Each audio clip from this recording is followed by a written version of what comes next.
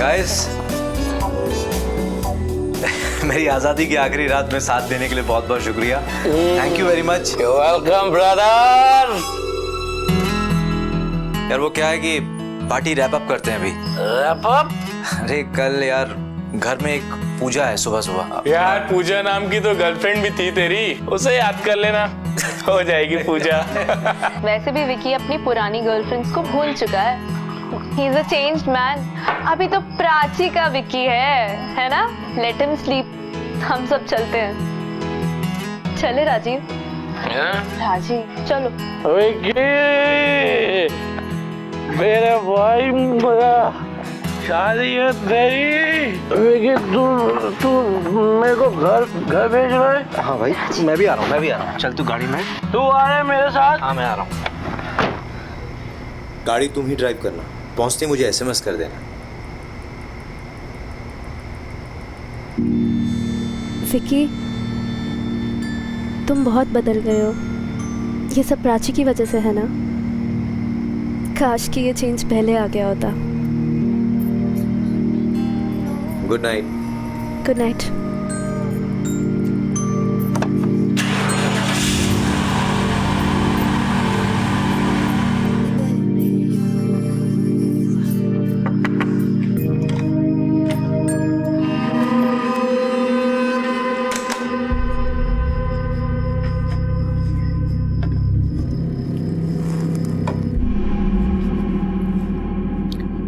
शादी मुबारक। अलका, मुझे तुझसे कुछ जरूरी बात करनी है।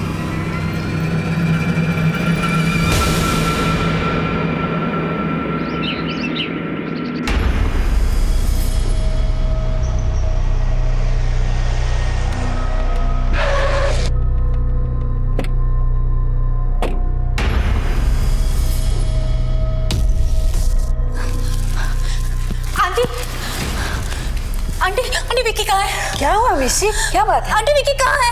वो अपने कमरे में सो रहा है। क्या बात है? बट क्या हुआ? विकी! अरे क्या बात है बताओ ना। विकी! विकी! विकी!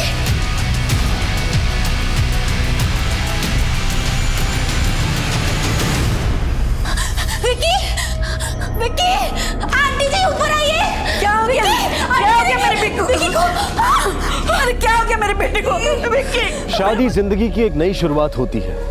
विक्की उर्फ विक्रांत जायसवाल, उम्र 30 साल। जिस दिन वो एक नई जिंदगी में कदम रखने वाला था, उसी सुबह उसके कमरे में उसकी लाश पड़ी थी। देर रात लगभग 2:45 बजे उसने अपनी बिजनेस पार्टनर अमीशी को एक मेल भेजी थी, जिसके मुताबिक वो आत्महत्या करने वाला था।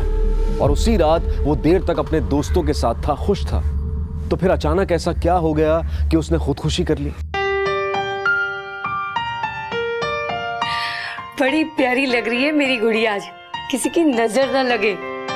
अच्छा अब तू जल्दी से तैयार हो जा, पूजा करनी है, पंडित जी आते ही होंगे।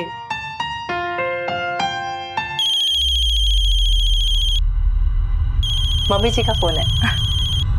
हेलो, गुड मॉर्निंग मम्मी जी।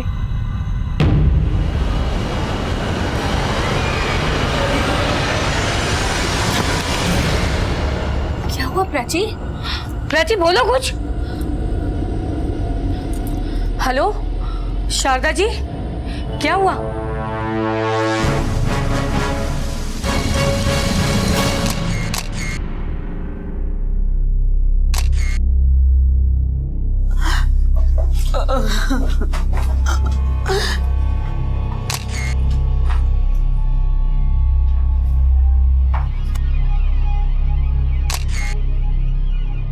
सर पूरा कमरा चेक कर लिया, लेकिन कुछ ऐसा नहीं मिला जिससे ये पता चले कि इसने सुसाइड किया है। ना ही नींद की गोलियां, ना ही जहर के बॉटल्स, जबकि इसके चेहरे का कलर देखकर लगता है कि इसने जहर खाया है। बॉडी को पोस्टमार्टम के लिए भेज दो। Okay sir. उस कमरे में जितनी भी चीजें, ग्लास, बॉटल्स, प्लेट्स, सब फॉरेंसिक लैब भेजो। उस कमरे को सील कर दो। Okay sir. पार्टी के बाद आखिर में इस कमरे में कौन आया था? अलका, रात को तू आई थी ना कमरे में?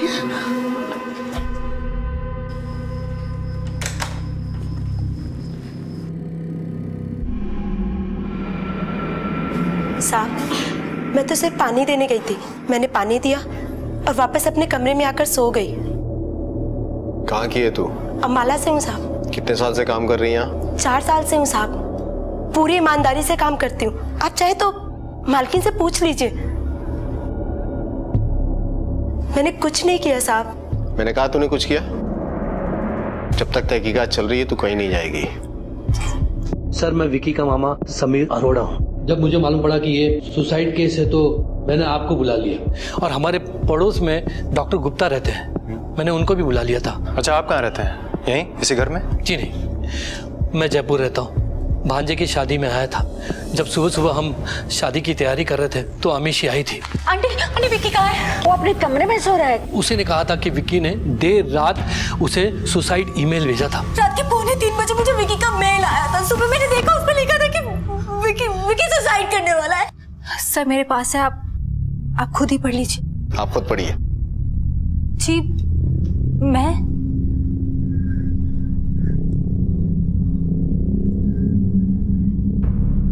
डियर अमीशी, सोचा था तुम्हें भूल जाऊंगा, लेकिन भुला नहीं पाया। प्राची से कल मेरी शादी है, जो मैं करना नहीं चाहता। प्यार तो उससे करता नहीं और उसे ना भी नहीं कह सकता। बहुत देर हो चुकी है। उसके साथ एक झूठी जिंदगी नहीं जीना चाहता। सच में बहुत देर हो चुकी है। मैं सिर्फ और सिर्फ तुमसे प्यार करता हूँ। तुमने तो मेरा हाथ छोड़ दिया उस वक्त जब मुझे तुम्हारी सबसे ज्यादा जरूरत थी। मैंने सोचा था कि जिंदगी की एक नई शुरुआत करूंगा, लेकिन नहीं, ये मुझसे नहीं होगा। तुम्हारी जगह किसी और को नहीं दे सकता। अमीशी, मैं तुम्हारा था, तुम्हारा हूँ और तुम्हारे रहूंगा। बस कर अमीशी, बस कर। आंटी जी, ये सब झूठ है। मेरा विक्की तो इस रिश्ते से बहुत खुश था। वो शादी करना चाहता था। अगर ऐसा रहता तो अपनी माँ से क्यों नहीं बताता? आंटी जी, तुम झूठ बोल रही हो। तुमसे तो विक्की का रिश्ता कब का खत्म हो चुका था। वो तुम्हें भूल गया था। दीदी, तुम्हें भूल गया था मेरा बेटा। दीदी संभाला। अमीशी शायद सही कह रही हो। कल विक्की बहुत परेशान था, मुझसे कुछ कहना चाहता था।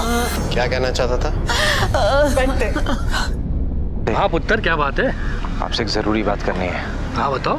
आप अमीशी को तो जानते ही, उसी के सिलसिले में कुछ बात करनी है मुझे। Amishi part time ex girlfriend और फुल टाइम बिजनेस पार्टनर। हाँ जी। देख पुत्र, कल तेरी शादी है तो आज ये एक्स गर्लफ्रेंड को क्यों याद कर रहा है? मेरी बात मान, ये जो पुरानी गर्लफ्रेंड है ना, ये सड़ी हुई बियर की तरह है। पियोगे तो पेट खराब हो जाएगा, नशा भी नहीं होगा। ये अमीशी विमीशी को छोड़। हाँ, मैं अभी हलवाई के पास जा रहा हूँ, फिर फुर्सत से बात करेंगे। आता जी। हाँ, फिर काम के दौड़ भाग में मैं विक्की से बात नहीं कर पाया, लेकिन वो अमीशी के बारे में कुछ कहना चाहता था। आप सब लोग कुछ दिनों के लिए शहर से बाहर नहीं जा सकते। जब जिसकी जैसी जरूरत पड़ेगी, पूछताछ के लिए पुलिस स्टेशन बुलाया जाएगा।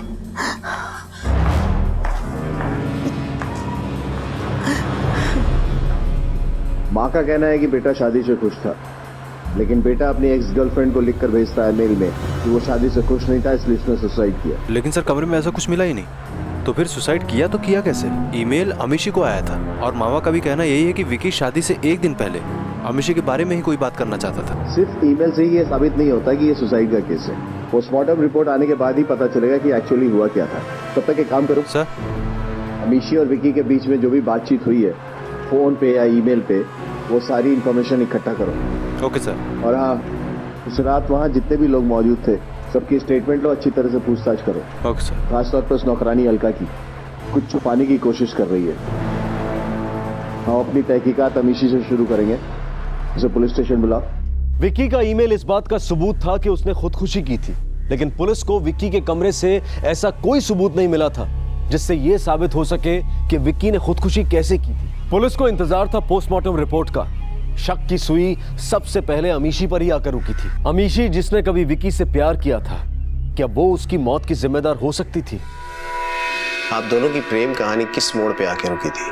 सर 3 साल पहले मैंने और विक्की ने मिलकर ये कंपनी शुरू की थी। हम अच्छे दोस्त थे, बिजनेस पार्टनर थे और देखते ही देखते हमें एक दूसरे से प्यार हो गया। लेकिन जल्दी मुझे रियलाइज हो गया कि मैं और विक्की अच्छे दोस्त रह सकते हैं, बिजनेस पार्टनर रह सकते हैं, लाइफ पार्टनर नहीं बन सकते। हम दोनों के रास्ते अलग हो गए। हम दोनों ने अपने काम पर फोकस करना शुरू कर दिया। सब कुछ ठीक था हमारे बीच में। इनफैक्ट मेरी वजह से कंपनी की इतनी बड़ी डील फाइनल होने से रह गई। कंपनी को इतना बड़ा लॉस हुआ था, लेकिन विक्की उसने मुझे सपोर्ट किया, मेरा सहारा बना। अरे यार, एक क्लाइंट ही तो गया है, दुनिया थोड़ी इधर से उधर हो गई है। Cheer up. बट विक्की इतना बड़ा प्रोजेक्ट था, सब मेरी वजह से गड़बड़ हो गई। I am really sorry. तुम मुझसे नाराज तो नहीं हो ना विक्की? मैं भला तुमसे क्यों नाराज होऊंगा? हमारी दोस्ती मजबूत थी। अतीत को हम दोनों भुला चुके थे। आप भुला चुकी थी, विक्की नहीं। सर इसी बात से तो मैं शॉक्ड हूँ कि हम दोनों के बीच में तो सब ठीक था।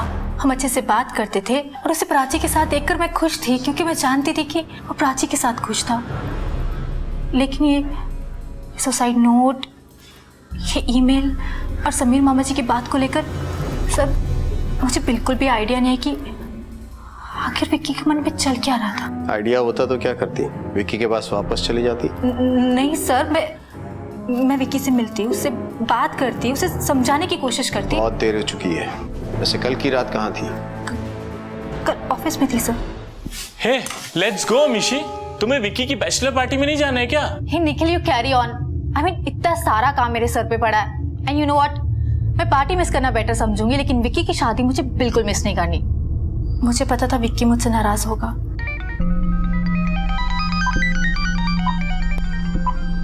हाय विक्की। क्या अमीशी, कहाँ है यार तू? पार्टी में क्यों नहीं आई? अरे यार, तेरे हिस्से का काम भी मैं ही कर रही हूँ, और वैसे भी मैं कैसे आ सकती हूँ? इतना सारा काम पड़ा है। मैं कल के लिए कोई भी टेंशन नहीं चाहती, क्योंकि कल मुझे तेरी शादी एंजॉय करनी है। चल ठीक है, सी या, टेक केयर, बाय। मैं बैचलर पार्टी पे नहीं जा सकी, क्योंकि मैं देर रात तक ऑफिस में काम करती रही और घर जाकर सो गई थी। आप जो कह रही हैं और जो मेल कह रहा है, वो दो अलग अलग कहानियां हैं। इसमें सच्चाई क्या है और कहानी क्या है, ये तो हम पता लगा ही लेंगे। लेकिन आप एक बात समझ लें, आप इस केस में बहुत बुरी तरह से फंस रही हैं और आपके पास सिर्फ एक रास्ता है। हमें सब कुछ सच सच बताइए। सब मुझे जो पता था मैंने आपको बता दिया, इसके अलावा मैं कुछ जानती नहीं सर। सर, हॉस्पिटल से डॉक्टर का फोन आया था, हमसे कुछ बात करनी है उनको। पोस्टमार्टम से पता चला है कि मौत पोटेशियम साइनाइड की वजह से हुई है। क्या? Potassium cyanide? Yes, dead body की इंडेक्स फिंगर पर और जुबान पर साइनाइड के ट्रेसेस मिले हैं। डॉक्टर साहब, मौत कितने बजे हुई है? रात 1:30 से 2 के बीच। 2:45 के आसपास? नहीं सर, 1:30 से 2 के बीच। रात के 2:45 बजे मुझे विकी का मेल आया था। सुबह मैंने देखा, उसमें लिखा था कि विकी सुसाइड करने वाला है। एक बंदे के पर्सनल ईमेल आईडी अकाउंट से सुसाइड नोट आता है रात के 2:45 बजे, और उसी बंदे की मौत होती है 1:30 से 2 के बीच में। मरने के बाद सुसाइड नोट कैसे भेज सकता है कोई? सर, इसका मतलब यह है कि विक्की की मौत के बाद किसी और ने उसके अकाउंट से मेल किया था अमीशी को। कुमार, ये सुसाइड का केस हो ही नहीं सकता। वेल प्लान मर्डर केस है। कोई आदमी साइनाइड का इस्तेमाल क्यों करेगा? ये कोई ऐसी चीज तो है नहीं कि मेडिकल स्टोर पे गए, खरीदा, खाया और मर गए। It's a rare chemical. Yes sir. और सुसाइड के और भी तरीके हैं। इंडेक्स फिंगर और जुबान पर साइनाइड के ट्रेसेस मिले हैं। तुमने उस रूम की हर चीज भेज दी थी फॉरेंसिक लैब? हाँ सर, खाने पीने की सारी चीजें सब फॉरेंसिक लैब भेज दी थी, जैसे प्लेट्स, ग्लास, बियर बॉटल्स, सब। लैब से पता करोगे किसी भी चीज पे साइनाइड का ट्रेस मिला? Okay sir. विकी के फोन कॉल्स और ईमेल्स, पर्सनल और बिजनेस, जितनी भी चीज है सबकी इंफॉर्मेशन निकलवाओ। कोई भी इन्वॉल्व हो सकता है, ऑफिस का, घर का। Right sir. ये मर्डर केस है, उस शातिर मुजरिम को लग रहा होगा कि वो हमारे साथ खेल खेल रहा है। सुसाइड का बहुत अच्छा सीन क्रिएट किया है उसने। अब यही खेल हम उसके साथ खेलेंगे। उसे लगना चाहिए कि हम इस केस की इन्वेस्टिगेशन सुसाइड के पॉइंट ऑफ व्यू से कर रहे हैं, जबकि हम मर्डर के पॉइंट ऑफ व्यू से इस केस को इन्वेस्टिगेट करेंगे। साइनाइड एक ऐसा केमिकल है जो हर किसी को आसानी से उपलब्ध नहीं होता। ये केमिकल कुछ खास इंडस्ट्रीज जैसे कि फोटोग्राफी, गोल्ड, डायमंड माइनिंग और इंस्टीट्यूशनल रिसर्च में इस्तेमाल होता है। तो फिर विक्की, जो कि एक एड एजेंसी का मालिक था, उसके पास ये साइनाइड कहां से आया था? पुलिस को बहुत जल्दी अंदेशा हो गया था कि ये सुसाइड नहीं, मर्डर था। ये खून हुआ था जिसे खुदकुशी का अमली जामा पहनाने की कोशिश की गई थी। लेकिन वो कौन था जो शादी से एक रात पहले विक्की का उसी के घर में कत्ल कर सकता था? पुलिस के शक के घेरे में इस वक्त विक्की के सभी करीबी लोग थे। उनके इन्वेस्टिगेशन की सबसे अहम कड़ी थी वो साइनाइड जिससे विक्की की मौत हुई थी। लेकिन वो उसे कैसे दिया गया था, इस बात का अब तक कोई सुराग नहीं मिला था। सर फॉरेंसिक रिपोर्ट आ गई है। जिस ग्लास में नौकरानी अलका विक्की के लिए पानी लेकर गई थी उसमें और उस कमरे में जितने भी बियर बॉटल्स, ग्लास, प्लेट्स मौजूद थे, किसी में साइनाइड के ट्रेसेस नहीं मिले। ये साइनाइड आया तो आया कैसे? कौन ला सकता है? ऐसे कौन से बिजनेस है जिसमें ये इजीली अवेलेबल है? क्योंकि कुमार, वो शादी का घर था, बहुत सारे लोग थे। क्योंकि ये तो संभव है ही नहीं कि कोई बाहर का आदमी आया होगा और चुपचाप साइनाइड देके निकल गया होगा। कोई आसपास का ही है जो इन्वॉल्व है।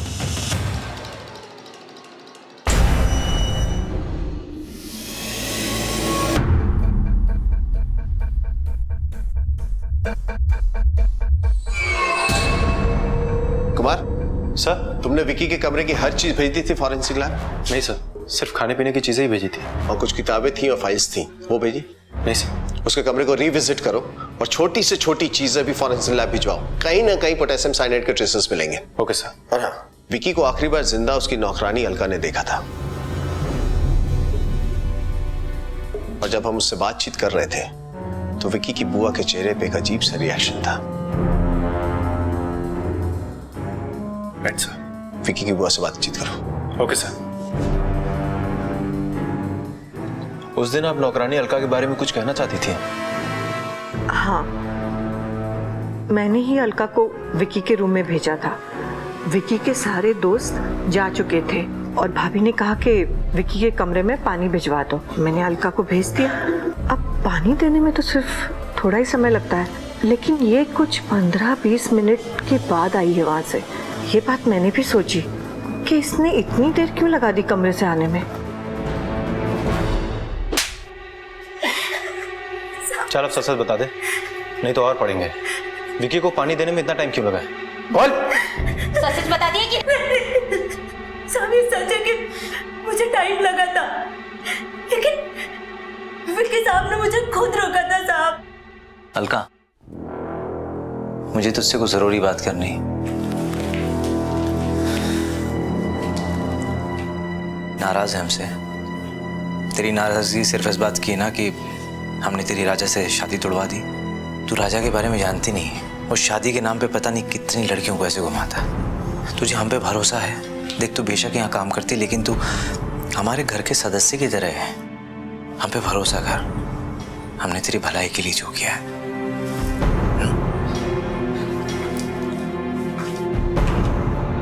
वो मेरा भला सोचते थे, तो फिर मैं क्यों मारूंगी उनको?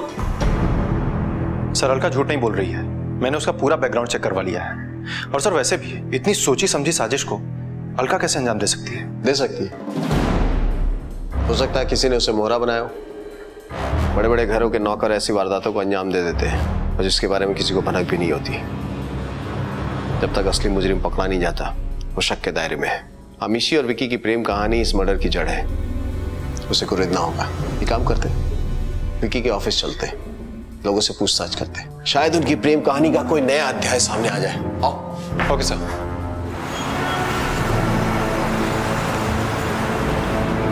आप तो शुरू से इस कंपनी में विकी और अमीशी के साथ थे ना? जी। दोनों को अच्छी तरह से जानते होंगे? जी। विकी और प्राची की शादी होने वाली थी। इस बात का अमीशी पे क्या असर हुआ था? विक्की मेरा दोस्त था, उसके बारे में झूठ तो नहीं बोलूंगा।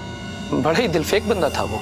यंग था, सक्सेसफुल था, पर बड़ी कम उम्र में ही उसने काफ़ी शोहरत भी हासिल कर ली थी। लड़कियों की भी कमी नहीं थी सर उसको, किसी के साथ लॉयल नहीं था एंड ऑब्वियसली ये बात अमीशी को पसंद नहीं थी। हाँ भाई Rajiv, good morning. Good morning sir. Good morning. Presentation ready? जी सर। कम कैबिन में आओ।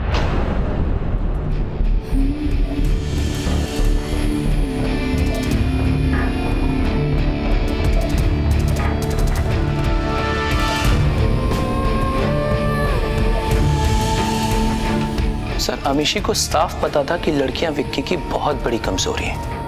ब्रेकअप तो होना ही था और तभी उसकी जिंदगी में प्राची आ गई। सर उसकी लाइफ एकदम से चेंज हो गई।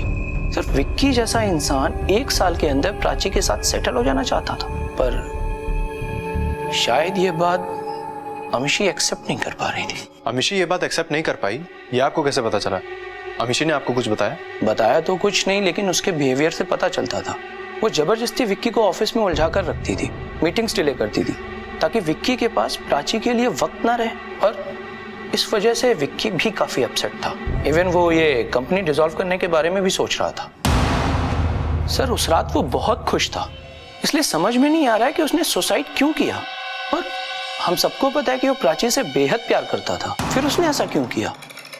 और सर अगर उसने सुसाइड किया भी तो उसने अमीशी को सुसाइड नोट क्यों मेल किया? क्या सच में विकी कंपनी डिसॉल्व करना चाहता था? जी सर, उसने सोचा था। इस बात को लेकर आप दोनों के बीच में कभी कोई झगड़ा हुआ?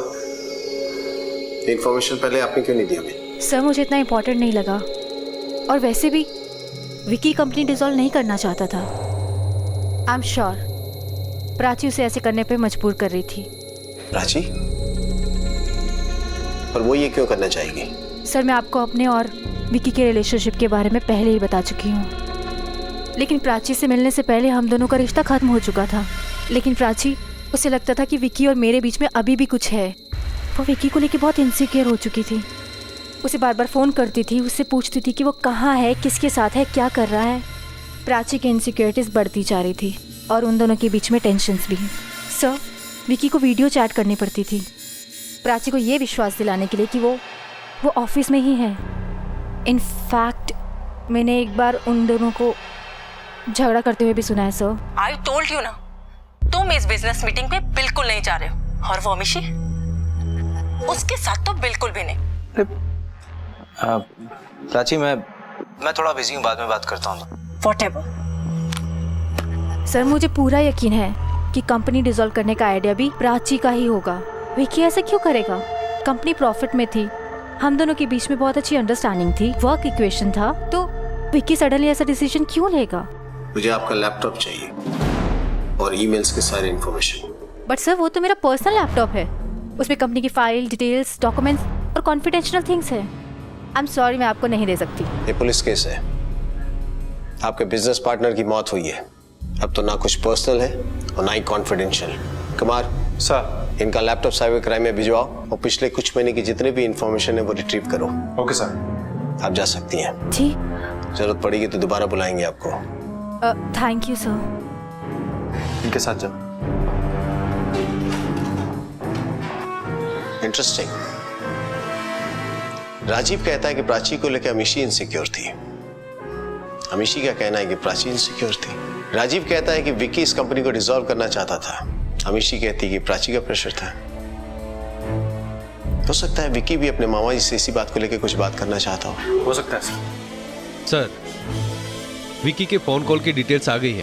उस रात विकी के फोन पे आखिरी कॉल प्राची शर्मा का था, रात 1:30 बजे। डॉक्टर साहब, मौत कितने बजे हुई है? रात 1:30 से 2 के बीच। प्राची अभी किसी सवाल का जवाब देने की हालत में नहीं है। हम आपकी बात समझ सकते हैं, लेकिन मेरा उससे बात करना बेहद जरूरी है। प्राची अभी बहुत सदमे में है, जो होना था सो हो गया। केस को इन्वेस्टिगेट करना हमारी ड्यूटी है। विकी के साथ उस रात क्या हुआ ये हमें जानना है, और इसके लिए आपकी बेटी प्राची से बात करना बेहद जरूरी है। उस रात विक्की से जिसकी बात हुई थी लास्ट, वो आप थी। जब आपकी बात हुई तो आपको जरा सा भी एहसास हुआ कि कुछ ऐसा कर बैठेगा? नहीं, बिल्कुल नहीं। वो तो बहुत खुश था उस रात। रोज रात हम दोनों सोने से पहले एक दूसरे से बात करते थे। उस रात भी? यस माय स्वीटहार्ट, कैसी हैं आप Miss Prachi Sharma? Just waiting to become Mrs Jaiswal. बस अब कुछ ही घंटों की तो बात है। और हाँ, मेरे वहां आने के बाद में मैं तुम्हें रात को ऑफिस का काम नहीं करने दूंगी। अरे मेरी जान, तुमसे शादी करने के बाद वैसे ही मुझे टाइम नहीं मिलेगा ऑफिस का काम करने का। झूठे?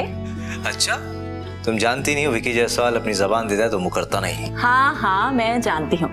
अच्छा चलो आप जल्दी से सो जाओ, कल सुबह से रस्में भी शुरू हो जाएंगी। अरे एक छोटा सा काम बाकी रह गया है, वो अमीशी ने फाइल भेजी है, बस एक बार देख लूं। अब शादी के बाद तो वैसे भी टाइम मिलने वाला नहीं है फाइलें देखने का। बस 10 मिनट में सोता हूँ मैं, तुम सो जाओ, ठीक है? Good night. Bye, good night. Vicky के नेचर को देखते हुए और ये जानते हुए कि उसकी एक्स गर्लफ्रेंड अमीशी उसकी 50% बिजनेस पार्टनर थी, आपको जरा सी भी इस बात की तकलीफ थी? शुरू में थोड़ी इनसिक्योरिटी फील होती थी, लेकिन बाद में विक्की ने मुझे पूरा विश्वास दिलाया कि वो मुझे बहुत प्यार करता है। वो फ्लर्टी जरूर था, लेकिन झूठा नहीं था। अगर वो मेल उसकी मेल आईडी से नहीं आया होता ना, तो शायद मैं ये कभी विश्वास ही नहीं करती कि वो नोट विक्की ने लिखा है।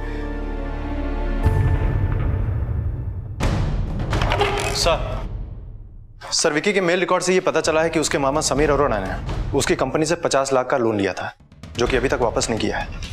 और सर ये भी पता चला है कि उसके मामा का डायमंड का बिजनेस है और डायमंड इंडस्ट्री में साइनाइड पॉलिशिंग और क्लीनिंग के लिए इस्तेमाल होता है। यस कुमार सर, विक्की के मामा ने ये बातें हमसे छुपाई है, उसे पूछताछ करेंगे। चलो।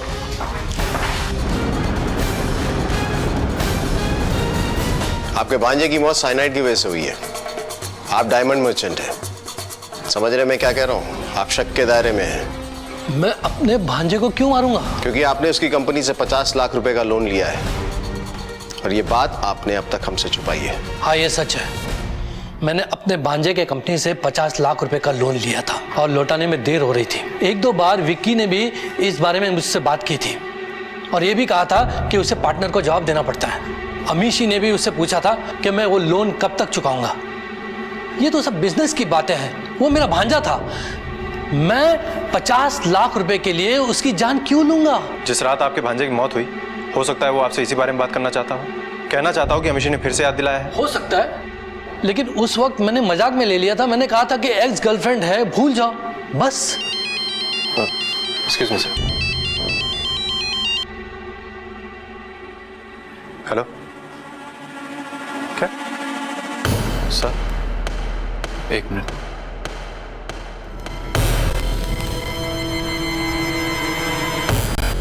सर मैंने अमीशी का लैपटॉप चेक किया, उसके ईमेल अकाउंट से पता चलता है कि उसने डायमंड कंपनी का एक वेबसाइट बनाया था और उसी वेबसाइट से उसने साइनाइड का ऑर्डर प्लेस किया था 15 दिन पहले, जिसकी डिलीवरी उसके ऑफिस में ही हुई थी। और सर जब हमारी टीम वहाँ पर पहुंची तो पता चला वहाँ पर ऐसी कोई कंपनी है ही नहीं।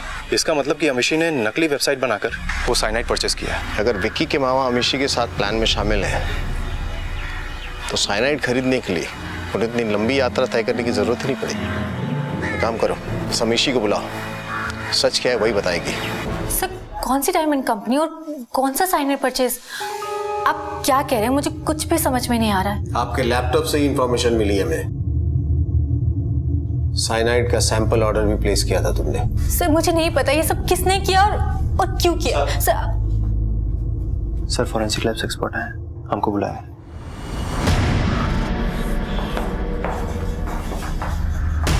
आपका अंदाजा सही था इंस्पेक्टर, इस फाइल के हर पेज पर साइनाइड के ट्रेसेस मिले हैं।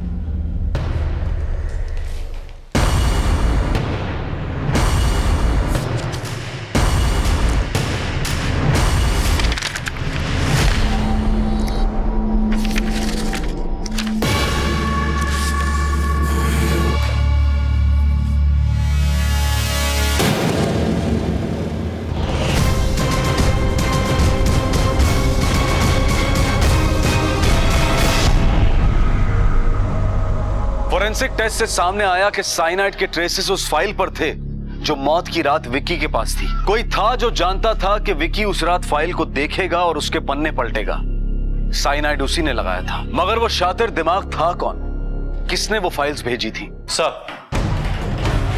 विक्की के ऑफिस में मैंने पता किया है, वो फाइल राजीव ने ही विक्की को दी थी और उसने ये भी कहा था कि अमीशी ने वो फाइल भिजवाई है। और सर उसने ये भी कहा था कि अमीशी चाहती है वो रात में ही पेपर्स पे साइन करते हैं। सर अमिशी ने ही फर्जी डायमंड कंपनी की वेबसाइट बनाई और उसने साइनाइड का ऑर्डर प्लेस किया। सर उसके पास खून करने का मकसद भी है। विक्की कंपनी डिसॉल्व करना चाहता था जिसमें अमिशी को नुकसान होता और विक्की के रास्ते से हट जाने पर अमिशी को वो सब कुछ मिल सकता था। और फिर प्लान के मुताबिक अमिशी ने वो सुसाइड नोट खुद को ही मेल किया। नहीं कुमार, मुझे नहीं लगता कि अमिशी इसमें गुनहगार है। कोई और है जो हमें गुमराह करने की कोशिश कर रहा है। ये ईमेल भी हमें गुमराह करने के लिए था। अमिशी को फंसा कर भी वो हमें दोबारा गुमराह करने की कोशिश कर रहा है, क्योंकि अगर ये अमिशी का प्लान होता तो विक्की के मौत के बाद सबसे पहले वो पहुंची थी कमरे में। वो चाहती तो फाइल्स हटा देती, सबूत मिटा देती, लेकिन ऐसा हुआ नहीं। जो भी है वो चाहता था कि हमारे हाथ में फाइल्स लगे और अमिशी फंस जाए इस केस में। कुमार सर, राजीव के पीछे खबरें लगवाओ, उसके फोन कॉल रिकॉर्ड्स निकलवाओ। हो सकता है वही इस मर्डर के पीछे हो। Okay sir. विक्की और राजीव के बीच में कोई अनबन या किसी बात को लेकर कोई तनाव? सर राजीव की पत्नी माया और विक्की के बीच कुछ था। तुम बहुत बदल गए हो। ये सब प्राची की वजह से है ना? काश कि ये चेंज पहले आ गया होता। बात दरअसल माया की शादी से पहले की है और उसके बाद ना तो कभी माया ने पलट कर देखा और ना तो कभी विक्की ने। पर हाँ, कुछ महीनों पहले ही अभी गेट टुगेदर में नशे में राजीव ने बहुत ही बड़ा हंगामा खड़ा कर दिया। My dear friend Vicky Jaiswal, तुम्हें पता है कुछ दिनों में शादी कर रहे हो तुम। हैप्पी या एक्साइटेड? हाँ। और तभी अचानक से शादी के कुछ दिन पहले तुम्हें पता चल जाए कि तुम्हारी वाइफ का किसी के साथ अफेयर था।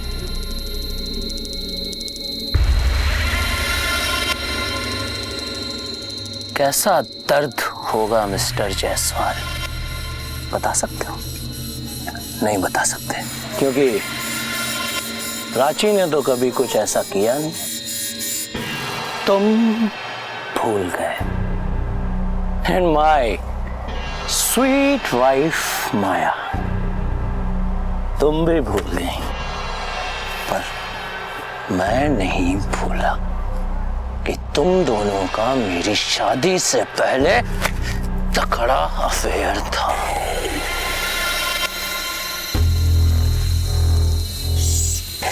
सिट विक्की। तूने ज्यादा पी लिया। एक मिनट। सच कानों में शुभ रहा है मिस्टर जायसवाल। विक्की ने समझदारी से काम लिया, उस बात को कोई इंपॉर्टेंस ही नहीं दिया, दोस्ती पर या काम पर कोई असर ही नहीं पड़ने दिया। बिजनेस को लेकर दोनों में कोई दुश्मनी? नहीं सर, इस कंपनी में विक्की और अमिशी के बाद राजीव ही सबसे सीनियर है। विक्की और अमिशी को राजीव पर बेहद भरोसा था, उनके बीच बिजनेस को लेकर कोई टेंशन नहीं थी। विक्की की मौत से और अमिशी की जेल चले जाने से सिर्फ एक जन को फायदा है, वो है राजीव। हाँ सर, वैसे भी विक्की और माया की अफेयर की वजह से एक मोटिव तो है राजीव के पास, बदला। सर, ये रही राजीव की कॉल रिकॉर्ड्स।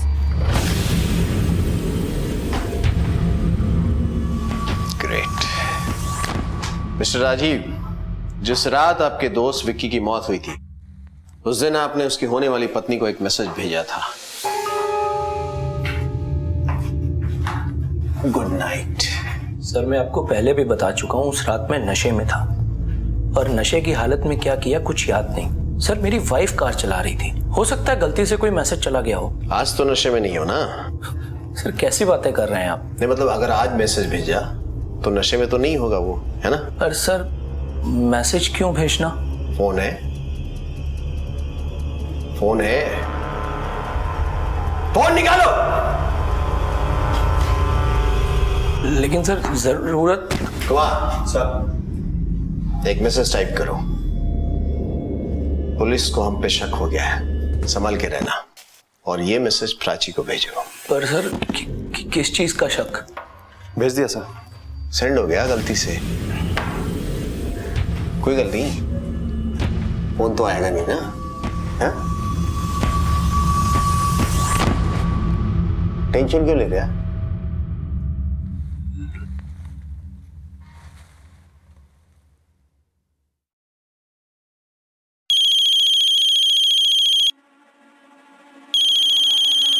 अननोन नंबर से फोन है सर। फोन उठा भाई, स्पीकर पे डाल।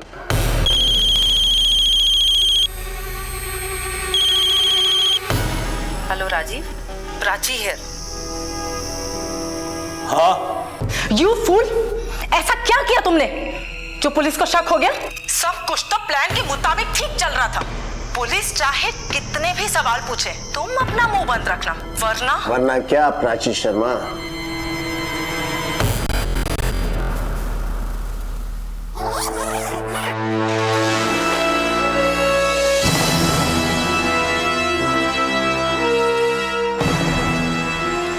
कहाँ की तैयारी है मिस प्राची?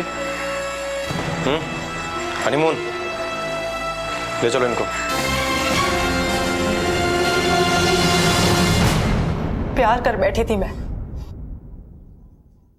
प्यार कर बैठी थी ऐसे इंसान से जो हर दूसरी लड़की से फ्लर्ट करता था। उसका कब कब किस किस लड़की से अफेयर था सब पता चल गया था मुझे। लेकिन जब मुझे अमीशी और विकी के पास्ट रिलेशनशिप के बारे में पता चला तो मैंने विकी को साफ साफ कह दिया कि मुझे उसका अमीशी से बात करना बिल्कुल पसंद नहीं है। वो हमेशा हाँ तो कर देता था लेकिन करता बिल्कुल उसका उल्टा था। मैंने कहा मुझे रिलेशनशिप में कमिटमेंट चाहिए तो मुस्कुराता और आई लव यू जान कह के निकल जाता। और फिर उसके वही 3-3, 4-4 दिन के बिजनेस ट्रिप्स, दिन रात अमीशी के साथ में रहना। और जब अमीशी साथ नहीं होती थी ना तो उसके phone calls, Amishi Amishi Amishi. Frustrate हो गई थी मैं। अगर अमीशी के साथ में ही रहना था तो मुझसे शादी का कमिटमेंट क्यों? और एक दिन जब मैं सरप्राइज देने विकी के ऑफिस पहुंची तो मैंने देखा कि वो अमीशी को गले लगा रहा था। बस मैंने डिसाइड कर लिया था विकी जैसे लड़के के साथ मैं शादी तो नहीं कर सकती थी लेकिन उसे इतनी आसानी से भी नहीं जाने दे सकती थी। मैंने डिसाइड किया कि मैं बदला लूंगी। और एक दिन जब गेट टुगेदर पार्टी में मैंने राजीव को नशे की हालत में विकी के लिए ये सब कहते हुए सुना, तुम दोनों का मेरी शादी से पहले तकड़ा अफेयर था। नफरत करता था मैं विक्की से, नफरत। और जब प्राची ने मेरे सामने ये डील रखी तो मैं सोचने पर मजबूर हो गया। मैंने सोचा कि अगर विक्की और अमीशी दोनों को रास्ते से हटा दिया जाए तो पूरा का पूरा बिजनेस मेरा होगा। टारगेट एक था लेकिन बेनिफिट हम दोनों को था। मैं जानती थी कि विक्की फाइल के पन्ने कैसे पलटता है। मैंने राजीव के साथ मिलकर एक प्लान बनाया। और वो प्लान क्या था मैं आप लोगों को बताता हूं। राजीव, तुमने अमीशी को फंसाने के लिए उसका ईमेल और पासवर्ड नोट किया। हाँ, मैंने ही उसकी ईमेल आईडी यूज की और फिर मौके का फायदा उठाकर उसी के लैपटॉप से एक फेक डायमंड कंपनी की वेबसाइट बनाई। और उस बेवकूफ लड़की को तो पता भी नहीं चला। सारे मेल्स और नोटिफिकेशन मैं उसके पढ़ने से पहले ही डिलीट कर देता था। पोटेशियम साइनाइड भी मैंने ही ऑर्डर किया था, उसकी डिलीवरी भी मैंने ही ली। उस दिन अमीशी ने मुझे एक फाइल दी जिसपे विक्की के सिग्नेचर्स चाहिए थे। मैंने उस पर साइनाइड लगाया और विक्की, ये फाइल अमीशी ने भेजी है, इसे आज रात पढ़ के ही साइन कर देना। हाँ, तो इसकी चिंता मत कर। और फिर पार्टी के बाद राजीव ने तुम्हें एक मैसेज भेजा, गुड नाइट, जिसका मतलब था काम हो गया। और यही तुम लोग की सबसे बड़ी गलती थी। फिर तुमने विक्की को फोन करके बोला उससे लैपटॉप ऑन करने के लिए। प्लीज अपना लैपटॉप ऑन करो ना, मुझे ना तुम्हें 2 नई ड्रेसेस दिखानी है और मेरे हाथों पे लगी हुई मेहंदी दिखानी है। ऑन कर दिया है। ये देखो, बताओ कैसी लग रही है? बहुत अच्छी, बहुत अच्छी। और नई साड़ी भी है, ये देखो। बहुत अच्छी। अच्छा सुनो ना, ऑफिस में काम बहुत ज्यादा था क्या? थैंक्स यार, तुमने याद दिला दिया। अमीशी ने कुछ फाइल भेजी थी राजीव के हाथ, बस वो थोड़ा देख लेता हूँ फिर सो जाऊंगा। चलो अब काम खत्म करके जल्दी से सो जाओ। Love you. Love you to.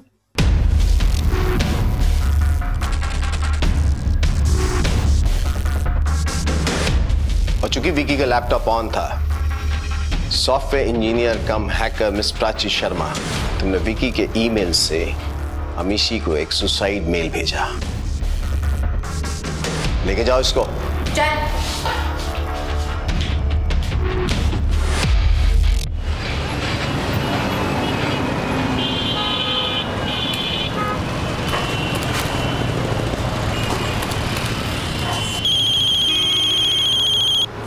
Hello, Gupta ji बोल रहे हैं। हेलो मयूर, तुम्हारा बेटा है ना? हाँ है तो। तुम्हारे बेटे को हमने अगवा कर लिया है।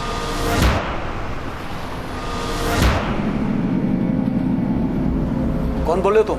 अगर अपने बेटे को जिंदा देखना चाहते हो ना तो जैसा कह रहे हैं वैसा करो, वरना।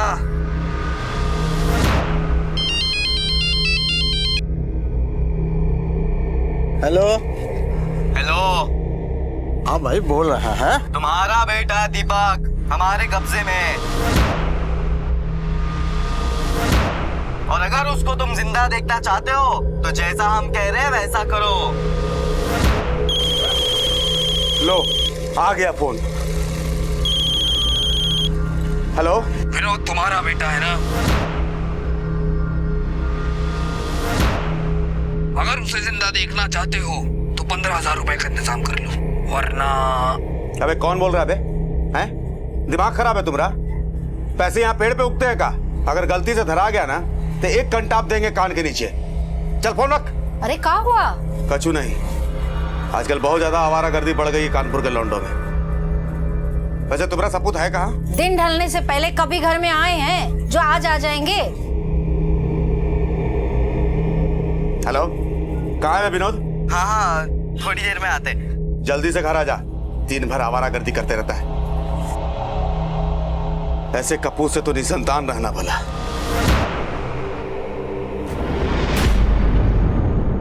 अपहरण, धमकी और फिरौती। कानपुर शहर में 3 अलग अलग लोगों को लगभग एक ही वक्त पर एक ही जैसे फोन आते हैं। तीनों को एक ही संदेश, आपके बेटे का अपहरण हुआ है। क्यों हुआ था उनका अपहरण और कौन था इसका सूत्रधार? क्या वाकई कोई 15,000 जैसी मामूली रकम के लिए किसी का अपहरण कर सकता था? क्या विनोद के पिता सरजू को इसे गंभीरता से लेना चाहिए था? साहब, शाम के 5 बजे एक फोन आया रहा, कहा कि हमारा बच्चा उसके कब्जे में। हम फोन पे उसको छाड़ दिए। हमको लगा कि कोनो मजाक कर रहा होगा हमारे साथ। फिर हम विनोद को फोन किए। कहाँ है विनोद? हाँ, थोड़ी देर में आते। जल्दी से घर आ जा, दिन भर आवारागर्दी करते रहता है। साहब रात के 12 बज गए लेकिन अभी तक आया नहीं। कोई फोटो है आपके बेटे की? हाँ साहब।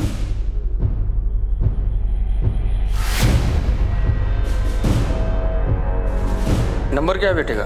4433। फोन आया शाम को 5 बजे, आने आए रात के 12 बजे। साहब हम सोचे कि कोई 15,000 के लिए हमारे बेटे का अपहरण काहे करेगा? क्या 15,000? हाँ साहब, वो एक दर्जी के बेटे का। हम आसपास में लोगों से पूछताछ भी किए लेकिन कुछ पता नहीं चला। साहब हमारी मदद कीजिए साहब, कुछ भी करके हमारे बेटे को ढूंढ दीजिए। कौन से स्कूल में पढ़ता है? शासकीय उच्चतर माध्यमिक विद्यालय स्वरूप नगर में है ना। उसके दोस्त कौन कौन है? उसके सारे दोस्तों के बारे में तो हम नहीं जानते हैं ना। हाँ, वो दीपक और मयूर। इनकी शिकायत दर्ज करो। सर। कोई 15,000 रुपए मांगता है, बाप डांट देता है, उसके बाद उसकी अपने बेटे से बात भी होती है। बेटा कहता है कि वो घर आ रहा है, लेकिन फिर ना बेटा घर आता है और ना कोई फिरौती का कॉल। सर 15,000 रुपए के लिए बहुत मामूली रकम है, वो भी एक टेलर से। फिरौती का फोन जिस नंबर से आया था उस नंबर को ट्रेस करो और उसकी लोकेशन का पता करो। सर। विनोद के फोन पर लगातार फोन करते रहो और उसकी लास्ट लोकेशन पता करो। कल सुबह स्कूल जाकर उसके दोस्तों से मिलना पड़ेगा।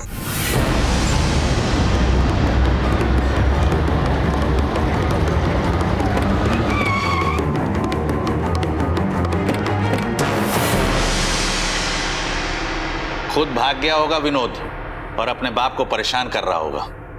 अरे एक नंबर का शैतान लड़का है वो। पहली कक्षा से जानते हैं हम उसको। पढ़ाई लिखाई में जरा भी ध्यान नहीं। धक्के मार मार के इन लोगों को पास करना पड़ता है। उसके दो दोस्त हैं, मयूर और दीपक। उनके बारे में क्या बता सकते हैं आप हमें? चोर चोर मौसेरे भाई, इन तीनों ने स्कूल की नाक में दम कर रखा है। वो अपने मास्टर हैं दुबे जी, उन्होंने हमसे शिकायत की तो इन लोगों ने मिलकर मोटरसाइकिल पंचर कर दिया।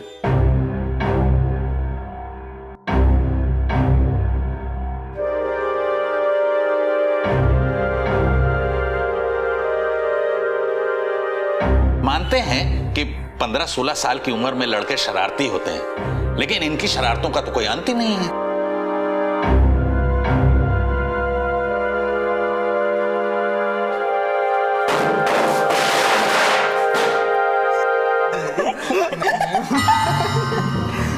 क्या पढ़ाई हो रही?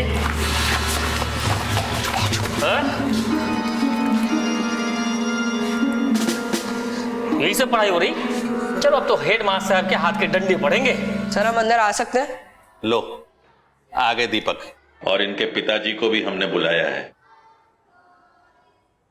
नमस्ते सर। अब ये बताओ कि तुम्हारे दोस्त मयूर गुप्ता और विनोद सोलंकी कहाँ पर हैं? सर वो तो आज नहीं आए। विनोद सोलंकी का अपहरण हो गया है। अपहरण? पर सर कल तो वो मेरे साथ ही था सर। ठीक ठीक बताओ, नहीं तो हमारे डंडे तो खा चुके हो, अब पुलिस की मार खाओगे तो नानी याद आ जाएगी। सर मैं सच बता रहा हूँ सर। प्रिंसिपल साहब, फिर क्या किया इसने? फिर कोई शैतानी किया क्या? नहीं। अरे तुम पढ़ने आता है? नहीं तुम जीने देगा कि नहीं जीने देगा हमको? अरे एक मिनट शांत हो जाइए आप। इसका दोस्त है विनोद सोलंकी, कल से गायब है। उसके घर पे फिरौती के लिए फोन भी आया था शाम को। एक मिनट साहब, फोन तो हमको भी आया था। तुम्हारा बेटा दीपक हमारे कब्जे में है, और अगर उसको तुम जिंदा देखना चाहते हो तो जैसा हम कह रहे हैं वैसा करो। अरे जानते भी हो कि हम करते क्या हैं?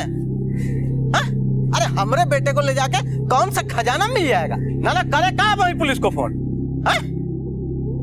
हाँ नंबर देख रहे हैं तुम्हारा मोबाइल में। हमको लगा कि कोई लौंडा मजाक कर रहा है, हमने दम देके हड़का दिया, झट से फोन रख दिया। दीपक भी चले आया शाम को तो हमने भी ध्यान नहीं दिया। कितने बजे आया था फोन? वही कुछ 5-5:15 हो रहा होगा। जिस नंबर से इन्हें फोन आया था वो नंबर नोट करो। सर आप हमें मयूर गुप्ता का एड्रेस दे दीजिए, और दीपक को हम अपने साथ ले जा रहे हैं पूछताछ करने के लिए। आपको भी हमारे साथ चलना होगा। शाम के करीब 5 बजे होंगे जब फिरौती के लिए फोन आया था। हेलो गुप्ता जी बोल रहे हैं। तुम्हारे बेटे को हमने अगवा कर लिया है। कौन बोल रहे हो तुम? अगर अपने बेटे को जिंदा देखना चाहते हो ना तो जैसा कह रहे हैं वैसा करो। आधे घंटे में 50,000 लेके पहुंच जाओ। अरे भैया 50,000 कहाँ से लाएंगे हम? जैसा कह रहे हैं वैसा करो, वरना। नहीं भैया नहीं, हमारे बेटे को कुछ मत करना। देखो हम कुछ ना कुछ करते हैं। भैया थोड़ा हमारे बेटे से बात तो कराओ, वो ठीक तो है ना? Hello hello hello hello. हम बहुत घबरा गए थे, जैसे तैसे करके 50,000 रुपए का इंतजाम किए और फिर फोन का राह देखने लगे। दोबारा फोन आया और वो बोला पुरानी जूता फैक्ट्री के पीछे दीवार के पास पैसे रख देना।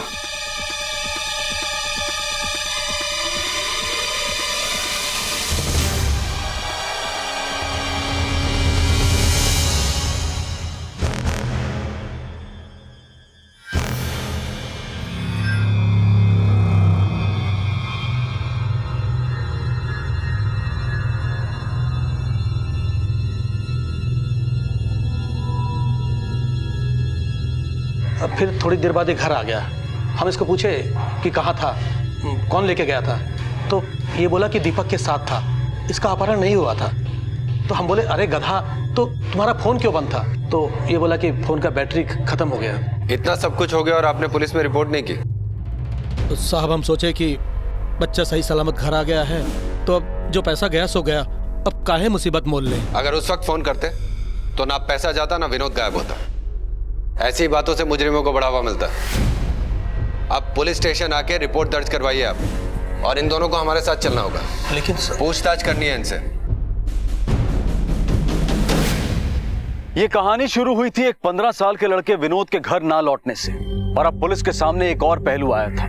जिन 3 बच्चों के अपहरण के फोन आए थे वो तीनों दोस्त थे और बेहद शरारती थे। अपहरणकर्ता ने मयूर को वापस भेज दिया था, जिसके लिए उसके पिता अशोक गुप्ता ने फिरौती की रकम दी थी। दूसरा बच्चा दीपक भी घर लौट आया था, हालांकि उसके पिता बंसी ने फिरौती की रकम नहीं दी थी। तो फिर तीसरा बच्चा विनोद अब तक घर क्यों नहीं लौटा था? क्या वो अपहरणकर्ता के पास ही था? आखिर मकसद क्या था और कौन था यह अपहरणकर्ता? अशोक गुप्ता अगर सही वक्त पर इस अपहरणकर्ता की जानकारी पुलिस को दे देते तो शायद विनोद भी आज अपने दोस्तों की तरह घर पर होता। शायद पुलिस विनोद की कुछ मदद कर पाती। सर, मयूर, विनोद और दीपक ये तीनों दोस्त हैं। इनमें से हर एक के पिता को फिरौती के लिए फोन जाता है और रकम मांगी जाती है 15,000 और 50,000, जिसकी जितनी हैसियत। मतलब साफ है सर, इनमें से कोई है जो इन तीनों परिवारों को जानता है। अशोक गुप्ता ने फिरौती की रकम जहां पर रखी थी तुम वहां पर जाकर पूछताछ कर। मैं दीपक और मयूर से बात करता हूँ। सर। तो तुम लोग हमेशा साथ में रहते हो? जी हाँ सर। कल शाम को भी साथ में थे? जी सर। कहाँ पर और किस वक्त? कल स्कूल से साथ ही निकले थे हम। और फिर वहाँ से कहाँ गए? सर हम तीनों अपने अड्डे पर। अड्डा? सर स्कूल के पीछे मंदिर है ना, तो वहाँ रोज तलैये पे जाके बैठते थे। कल शाम को जब तुम लोग वहाँ पर गए थे तो तुम्हारे साथ कौन कौन था वहाँ पर? हम, दीपक, विनोद और संजू भैया। ये संजू कौन है? संजू भैया गैराज में काम करते हैं। तुम लोगों के दोस्त हैं? नहीं सर, हमारे दोस्त ही, विनोद के दोस्त हैं। और हमारे स्कूल को 5 साल पहले छोड़ भी चुके थे। लेकिन जो कहिए सर, संजू भैया हैं एक नंबर के जुगाड़ू।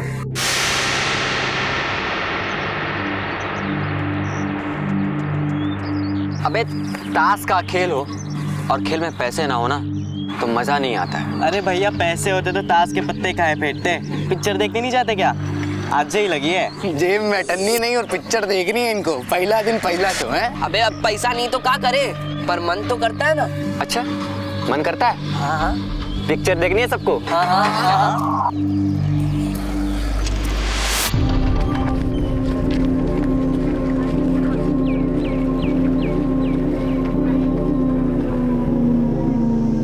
अरे भैया गिर जाएंगे।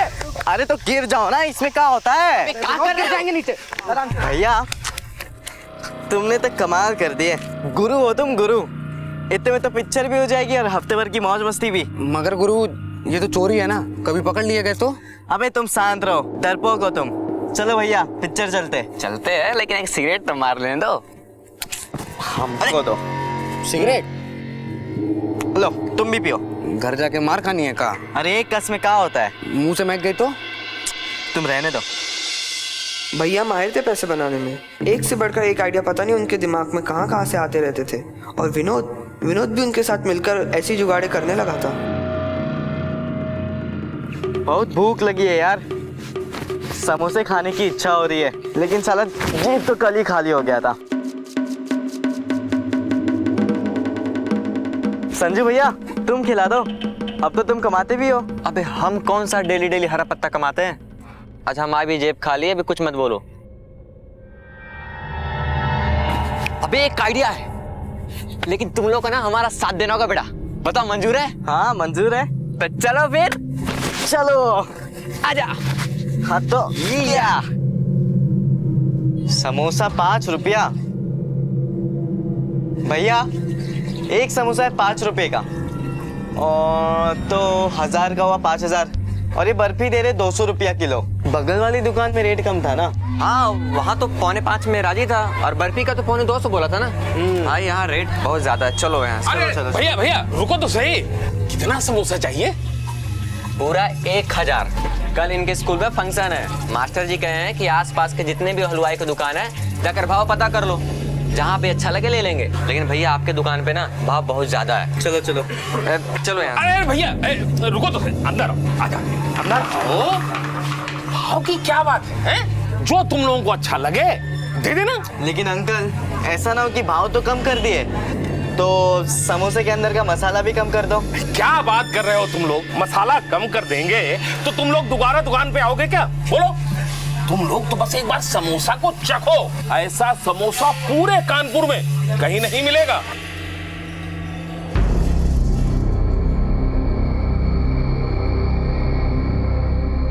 हाँ तो समोसा बढ़िया है ना? हैं? चखने के पैसे नहीं लूंगा मैं। हैं? हाँ बिल्कुल चिंता ना करो, बस एक काम करना, ये ऑर्डर पक्का करवा देना। हाँ हाँ मास्टर जी जैसे ही बोलेंगे हम तुरंत आ जाएंगे। अच्छा अंकल एक काम करो ना, मास्टर जी के लिए भी समोसे भिजवा दीजिए, उनको भी टेस्ट करवा देंगे। हाँ, अरे एक क्यों, दर्जन भर समोसा लेकर जाओ। गोविंद।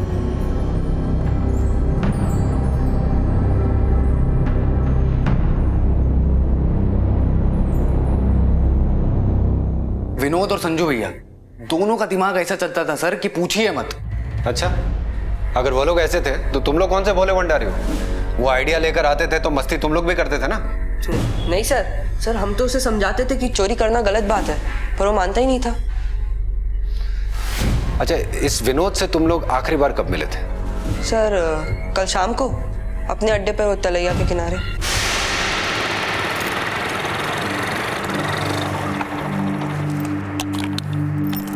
क्यों भाई लोग, चला नहीं है? भैया हमारे पास तो लाइसेंस नहीं है, हम कैसे चला सकते हैं? अरे जब तक लाइसेंस का इंतजार करेंगे तब तक मोटरसाइकिल थोड़ी रहेगी हमारे पास। और वैसे भी संजू भैया सर्विसिंग के बाद गाड़ी निकाले, एक राउंड ले लो। नहीं, हम नहीं चलाएंगे। रहने दो तुम, चलो संजू भैया हम चलाते हैं गाड़ी। बाय दोस्तों, चलो।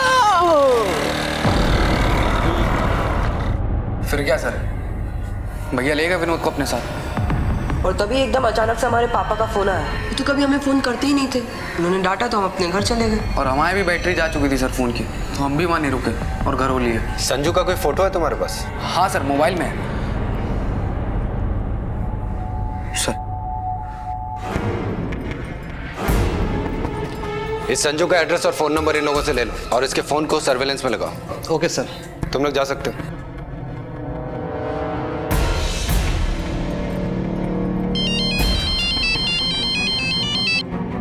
हाँ यादव बोलो। सर, उस बाइक का सीसीटीवी फुटेज मिल गया है।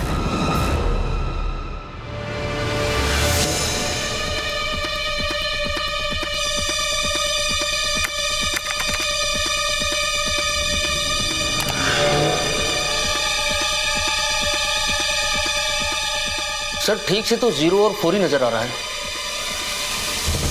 आरटीओ से इस कलर के सारे मोटरसाइकिल्स के रजिस्ट्रेशन डिटेल्स निकलवाओ जिनका नंबर 04 में एंड होता है। और इस संजू के बारे में सब कुछ पता लगाओ, कहाँ रहता है, किस गैरेज में काम करता है। इस विनोद का भी अभी तक कुछ पता नहीं चला है। और ये विनोद आखिरी बार संजू के साथ दिखाई दिया था। सर हो सकता है कि विनोद को संजू ने कहीं छुपा रखा हो। यह भी तो हो सकता है कि विनोद संजू के साथ उसके प्लान में शामिल हो और फरार हो गया। लेकिन सर विनोद की जान को खतरा भी हो सकता है, दोनों के फोन अब भी स्विच ऑफ आ रहे हैं। और सर ये मयूर और दीपक का क्या करना है? वो दोनों भी शक के दायरे में हैं। नजर रखो दोनों पर। सर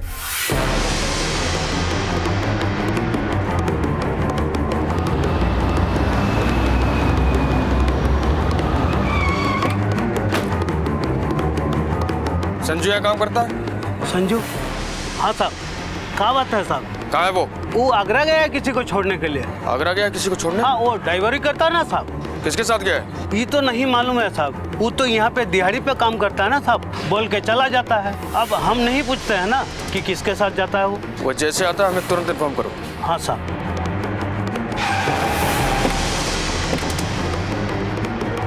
सर संजू का फोन स्विच ऑफ है, अड़ोस पड़ोस से पता चला कि उसका कोई भी नहीं है, माँ बाप का भी कुछ पता नहीं है सर। आगरा गया किसी फैमिली के साथ। दीपक और मयूर की आखिरी कॉल लोकेशन के बारे में कुछ पता चला? सर दोनों उस वक्त तालाब पे ही थे। विनोद के पिताजी को फिरौती के लिए जो कॉल्स गई हैं वो नंबर पीसीओ का है, जो उसी गैरेज के पास है जिसमें संजू काम करता है सर। सर सारे सबूत संजू को शक के घेरे में लाते हैं और सर वो गायब है और उसके खिलाफ कोई क्रिमिनल रिकॉर्ड भी नहीं है। मेरा अनुमान है कि ये काम किसी नौसिखिए का हो सकता है सर। सर संजू की इन तीनों से दोस्ती थी, जाहिर सी बात है कि उसके पास इन फैमिली वाले के नंबर तो होंगे ही। हो सकता है कि दोनों साथ में हो और मजे कर रहे हो। मयूर के बाप से पैसा तो इन दोनों को मिल ही गया था। एक काम करो, आगरा पुलिस को कांटेक्ट करो और विनोद और संजू की डिटेल्स इन्हें भेजो। हमें इन दोनों के बारे में जल्द से जल्द जानकारी चाहिए। चल। अब तक की तहकीकात से पुलिस के सामने एक ही नाम आ रहा था और वो था संजू। पुलिस के कुछ अनुमान थे और उनमें से एक ये था कि इस जुर्म की कहानी किसी नौसिखिए ने लिखी थी। संजू कोई पेशेवर मुजरिम था, उसके हाथ आने तक ये केस सुलझने वाला नहीं था। एक और गुत्थी थी, अब पुलिस के सामने जो हकीकत आई थी वो ये थी कि विनोद और उसके दोस्त लापरवाह और आवारा थे और जिंदगी उनके लिए मौज मस्ती के सिवाय और कुछ नहीं थी। पुलिस का अनुमान ये भी था कि कहीं विनोद भी इस साजिश में शामिल तो नहीं था।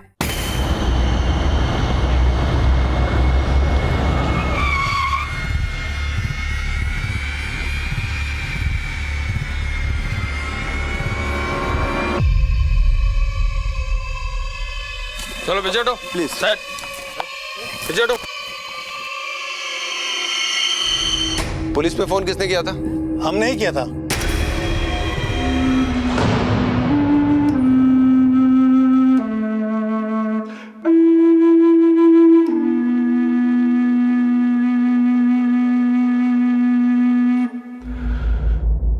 विनोद के सर में गहरी चोट के निशान है और गले पे स्ट्रेंगुलेशन के निशान। सिर पे चोट है किसी भारी चीज से की गई है और गले का जो स्ट्रेंगुलेशन है वो किसी बेल्ट या बेल्ट जैसी चौड़ी चीज से की गई है। मौत कितने बजे हुई है? मौत 24 घंटे पहले हो चुकी है।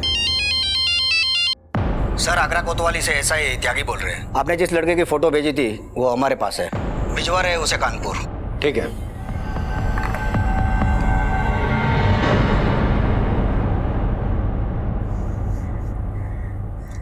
हमेशा उसको छिड़कते रहे, डांटते रहे उसको, नालायक कहते थे। अभी कहते कि ऐसी औलाद से तो निसलताल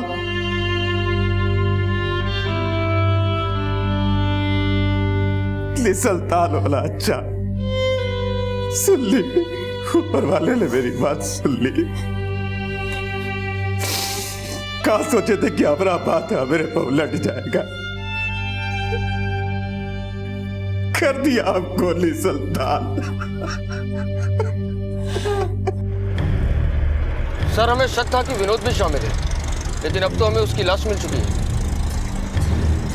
3 लोगों को फिरौती के फोन आए, 2 ने डांट के फोन काट दिया, 1 ने फिरौती के पैसे दिए और उसका बेटा वापस आ गया।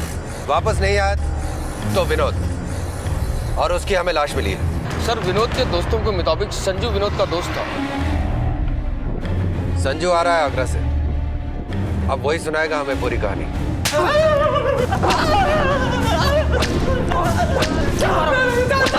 सब बोल रहे हो। विनोद को क्यों मारा था? बोल क्यों मारा उसको?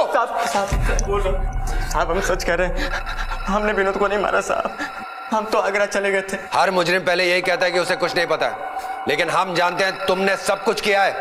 अब सच सच बता दो वरना खाल खींच के मिर्ची लगा दूंगा उसमें। तुमने मयूर के बाप से पैसे लिए ना? विनोद भी तुम्हारे प्लान में शामिल था, वो हिस्सा मांग रहा था इसलिए तुमने उसको मार दिया। हाँ ये सारी तुम्हारी प्लानिंग थी। कौन सा प्लानिंग, कौन सा पैसा? साहब हमें कुछ समझ में नहीं आ रहा। वो 1 नंबर का फट्टू था। विनोद और संजू भैया दोनों का दिमाग ऐसा चलता था सर कि पूछिए मत। अगर वो लोग ऐसे थे तो तुम लोग कौन से भोले भंडारी हो? वो आइडिया लेकर आते थे तो मस्ती तुम लोग भी करते थे ना?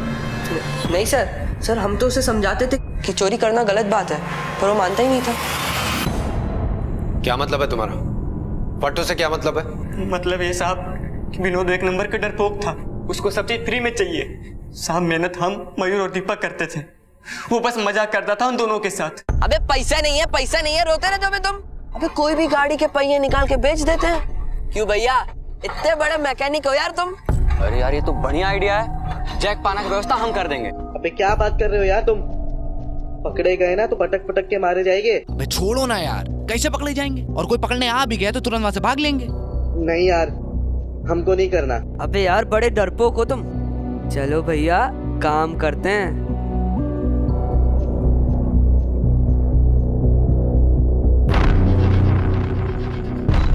बहुत जोर की भूख लगी है यार, समोसे खाने की इच्छा हो रही है। संजू भैया कुछ खिला दो ना। अबे हम कौन सा डेली डेली हरा पत्ता कमाते हैं? अभी हमारी जेब खाली, अभी कुछ मत बोलो। एक आइडिया है, मगर बेटा तुम लोग को ना हमारा साथ देना होगा। बोलो मंजूर है? हाँ मंजूर है। अरे संजू भैया 5 रुपए का एक समोसा तो 1000 हुए 5000 के, और ये बर्फी दे रहा है 200 रुपए किलो। अरे वो बाजू वाली दुकान में तो रेट कम था ना। तो चलो भैया फिर वहीं चलते हैं। हाँ चलो यार चलो। कितना समोसा चाहिए? लेकिन भैया आपके दुकान पे भाव बहुत ज्यादा है, चलते हैं। अरे अंदर आओ।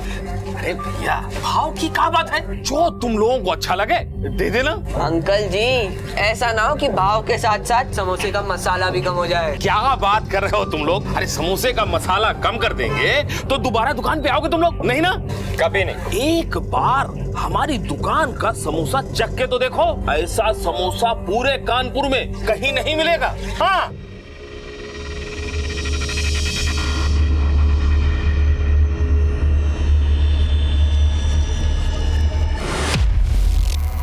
अरे कहाँ ना बे, जगेंगे नहीं तो ऑर्डर कैसे देंगे? ओपन समोसे खराब निकले तो मास्टर जी हम ही कंटा मारेंगे।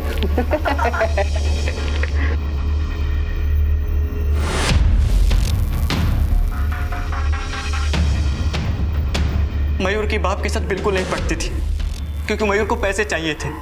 उसको हमेशा पैसा की जरूरत पड़ती थी और बाप उसका पैसा देता नहीं था, क्योंकि साहब वो लौंडिया के चक्कर में पड़ा था और वो दिन रात उसी लौंडिया में पैसा छिड़कता रहता।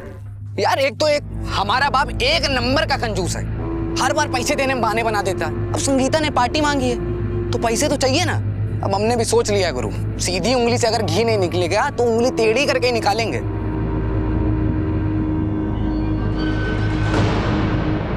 माँ की पायल संगीता के लिए। अपने ही घर में चोरी, पाप लगेगा तुझे। छोड़ो ना यार, सब कौन देखता है पापा। और अगर पता चल गया तो खा लेंगे दोनों गालों में चमाट संगीता के लिए। उस दिन तुम विनोद को अपने साथ बाइक पे लेकर गए थे, कहाँ छोड़ा था तुमने उसको? साहब हम एक चक्कर लगा के उसको अड्डे पे छोड़ दिए थे। विनोद को बिल्कुल शौक नहीं था बाइक चलाने का, वो बस पीछे बैठता था। लेकिन हाँ, मयूर और दीपक हमेशा मेरे पीछे लगे रहते थे कि मुझे बाइक दे दो। लेकिन साहब अपने पैर पे कौन कुल्हाड़ी मारेगा, एक तो उनके पास लाइसेंस नहीं और बाइक तो ऐसे चलाते थे जैसे धूम 3 के हीरो। साहब हम सच कह रहे हैं, विनोद को मैंने उसके अड्डे पे छोड़कर मैं मोटरसाइकिल डिलीवरी के लिए चला गया था। संजू भैया, तुम ऐसे कस्टमर्स की बाइक चलाते हो, तुमको डर नहीं लगता कि कभी पकड़े गए तो? तुम्हारी यही बात ना कभी कभी मुझे बहुत गुस्सा दिलाती है। जब देखो तब ज्ञानी देते रहते हो।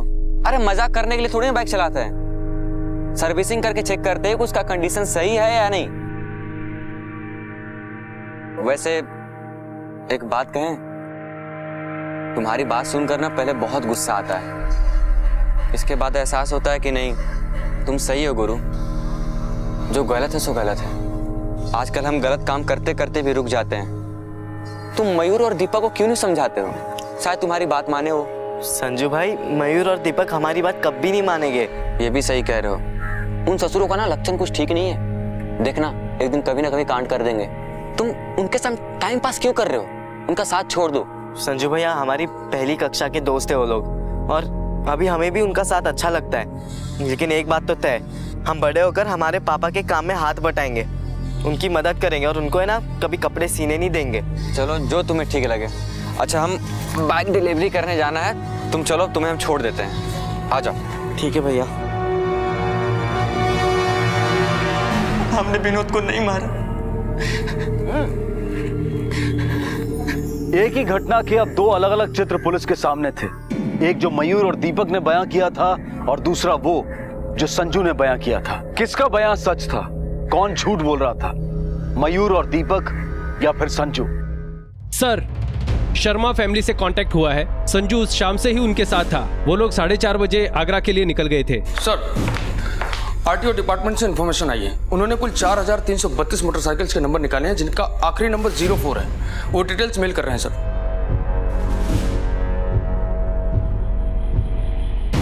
4332 में से ब्लू और सिल्वर रंग की बाइक है 2015, और जिस कंपनी की वो मोटरसाइकिल थी उस तरह की है 115। अब इन 115 में से हमें वो बाइक ढूंढ निकालनी है जो हमने सीसीटीवी फुटेज में देखी थी। Yes sir.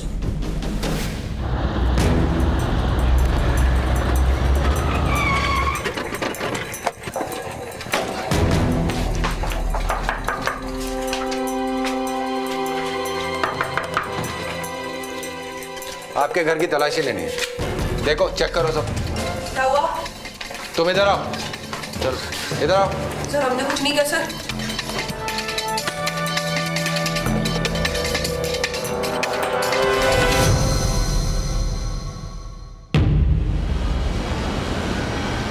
वहां देखो। सर ये देखिए, इसके बैंक से पैसे मिले। यादव, ये एड्रेस देखो। ये एड्रेस तो दीपक के पास वाले घर का है। सर हमने कुछ नहीं किया सर, अम्मा हम सोच के हमें ये पता चल गया कि तुम कौन सी बाइक लेके ये फिरौती के पैसे लेने गए थे। सामने वाले घर की बाइक थी वो, और तुम्हारे साथ मयूर भी था, है ना?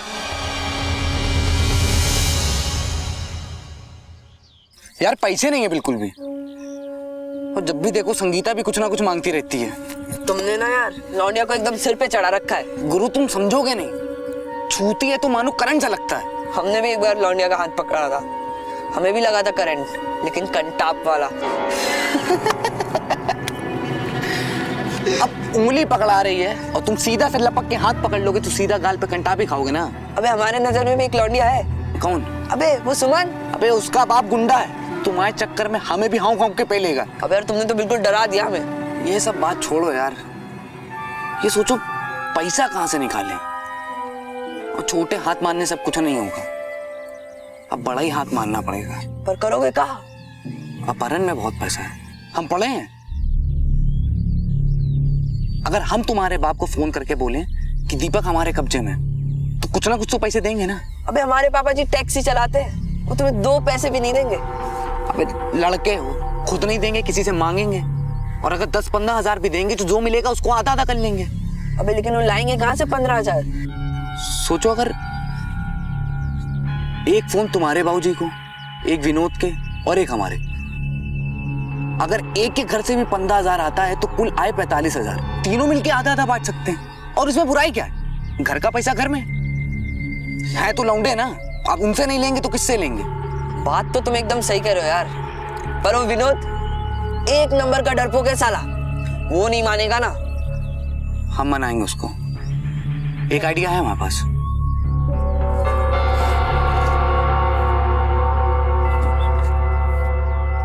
अबे क्या हुआ, मोटरसाइकिल सीख ली तूने? नहीं, संजू भैया को गाड़ी देने में देरी हो रही थी, और वैसे भी हमको तो पीछे बैठने में ही मजा आता है। तुम साले कब बड़े होगे पता नहीं। अच्छा सुनो, हम और दीपक आपस में बतिया रहे थे कि क्या हमारे तीनों के बाप को तो हमारी कोई खास फिक्र तो है नहीं, तो क्यों ना इसी बहाने अपने घर पे फोन किया जाए और कहा जाए कि आपका बेटा हमारे कब्जे में है, देखते हैं किसके घर से कितना पैसा आ जाता है। नहीं, तुम लोग पागल हो गए हो क्या? अरे इसी बहाने पता तो चलेगा किसका बाप अपने बेटे से कितना प्यार करता है। और कहीं पता चल गया तो? अपने फोन से थोड़ी करेंगे, पीसीओ से करेंगे फोन। सही तो कह रहा है बे। नहीं यार, मुझे डर लग रहा है। अबे कछु नहीं होगा बे, अबे हम दोनों तो है ना तुम्हारे साथ। चलो ना।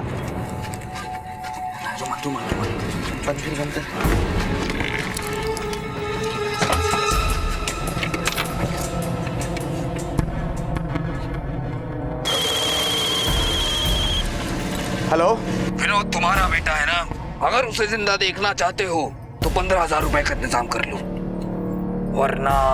दिमाग खराब है तुम्हारा? पैसे यहाँ पेड़ पे उगते हैं का? अगर गलती से धरा गया ना तो एक कंटाप देंगे कान के नीचे। चल फोन रख। अबे क्या हुआ बे? गरिया रहे हैं तुम्हारा बाप। तुम करो, मैं दीपक के घर पे कॉल करता।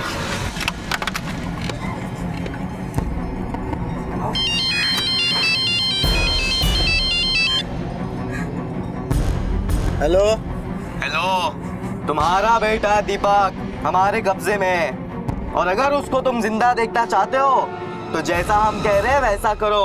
अरे जानते भी हो कि हम करते क्या हैं? अरे हमारे बेटे को ले जाके कौन सा खजाना मिल जाएगा? ना करे कहाँ वही पुलिस को फोन? हाँ, नंबर देख रहे हैं तुम्हारा मोबाइल में हम। क्या हुआ? कैसा बाप है बे, मना कर रहा है, यकीन ही नहीं कर रहा है। अबे रुको बे, अब तुम्हारे बाप को करते हैं। सिक्का तो दो।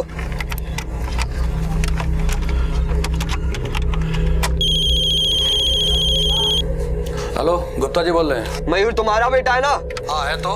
तुम्हारे बेटे को हमने अगवा कर लिया है। कौन बोल रहे हो तुम? अगर अपने बेटे को जिंदा देखना चाहते हो ना तो जैसा कह रहे हैं वैसा करो, आधे घंटे में 50,000 लेके पहुंच जाओ, वरना। नहीं भाई नहीं, हमारे बेटे को कुछ मत करना। देखो हम कुछ ना कुछ करते हैं भैया, थोड़ा हमारे बेटे से बात तो कराओ। मान गया। अबे मयूर, तुम्हारे पापा तो पैसे देने के लिए मान गए। हमारे पापा को तो हमारी फिक्र ही नहीं है। एक मिनट पापा को कॉल। हेलो। हाँ पापा। जल्दी से घर आ जा, दिन भर आवारागर्दी करते रहता है। हाँ, थोड़ी देर में आते। क्या हुआ बे? हमारे पापा ने डांट कर घर पे बुला दिया, लेकिन अब हमें एक बात तो पता चल गई है कि पापा को हमसे ज्यादा पैसे प्यारे। हमारे पापा ने भी हमको ठेंगा दिखा दिया। पर मयूर, तुम्हारे पापा मान गए? हाँ, मतलब तुम्हारे पापा तुमसे बहुत ज्यादा प्यार करते और तुम उनको हमेशा गलत समझते हो। ये गलत गया भाड़ में। विनोद, हमारे पापा हमारे लिए 50,000 रुपए देने मान गए। सोचो। क्या बोलते हो मयूर, ले लेते पैसे? हाँ, वैसे भी 5-5 रुपए के रुलाते हैं और बाप हमारे हैं तो 30,000 हमारे, बाकी 10,000 तुम लोग बांट लो। अब क्या है ना, क्योंकि संगीता के भी खर्चे बहुत हैं। नहीं नहीं नहीं नहीं, ये गलत है। तीनों में हिस्सा बराबर बराबर बटेगा। बाप तुम्हारे तैयार हुए हैं? हमारे बाप ने बोला है पैसे देने को, तो 30 हमारे, बाकी 10,000 तुम लोग आपस में अपना बांट लो। रुको, तुम पागल हो क्या? अपने बाप से फिरौती लोगे और कल को पकड़े गए ना तो पुलिस के डंडे पड़ेंगे। अब बहुत हो गया मजाक। हम जा रहे घर और घर जाकर हमारे पापा को सब कुछ सच सच बता देंगे, और हाँ, तुम्हारे पापा को भी। पागल हो गया क्या? जब हमें अपने बाप से पैसे लेने में डर नहीं लग रहा है तो तुम क्या डरा रहे हो? अबे, और वैसे भी काहे पकड़े जाएंगे जब हम तीनों कुछ बोलेंगे नहीं? नहीं नहीं, हमको डर लग रहा है। इसमें ना वो पुलिस का चक्कर होगा, हम बताए दे रहे। हम नहीं होने देंगे विनोद। हम फोन लगा रहे हैं अभी। अरे हम तुमसे बोले कुछ नहीं होगा यार। हमको फोन लगाने का। मेरी बातें यकीन करो विनोद। हम फोन कर देंगे।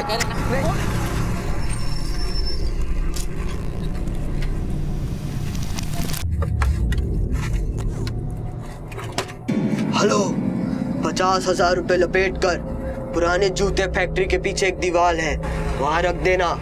पैसे मिलते ही तुम्हारा बेटा सही सलामत घर पहुंच जाएगा।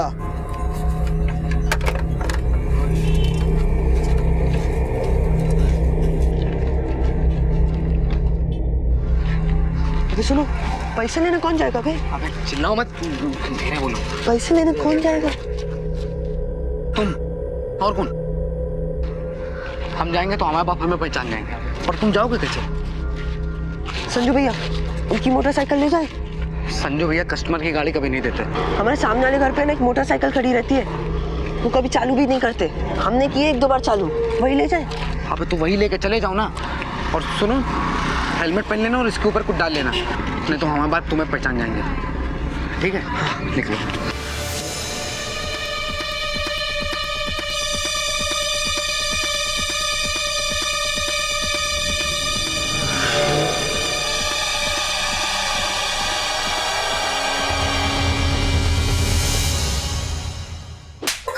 तुमने पाप कर दिया, पाप कर दिया रे तुमने। अरे जिंदगी बर्बाद कर ली अपनी। अरे नालायक, हम तुझे प्यार नहीं करते, ऐसा सोच भी कैसे लिया तूने? अरे पैसा नहीं देते थे क्योंकि तेरी फिक्र थी हमें, तू हाथों से निकला जा रहा था। क्या कर दिया तूने? हाँ, क्या कर दिया? अपनी जिंदगी बर्बाद कर दी।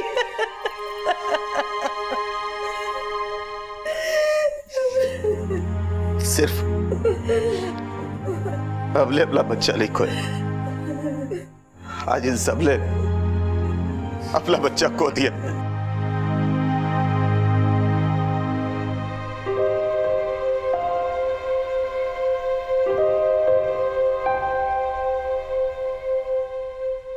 मजाक, मस्ती, शरारत, इन सब की एक हद होती है। तुम दोनों ने वो हद पार कर दी। तुमने सिर्फ अपने दोस्त का खून नहीं किया, बल्कि दोस्ती का भी गला घोंट दिया। ले जाओ इनको। पापा, पापा, पापा।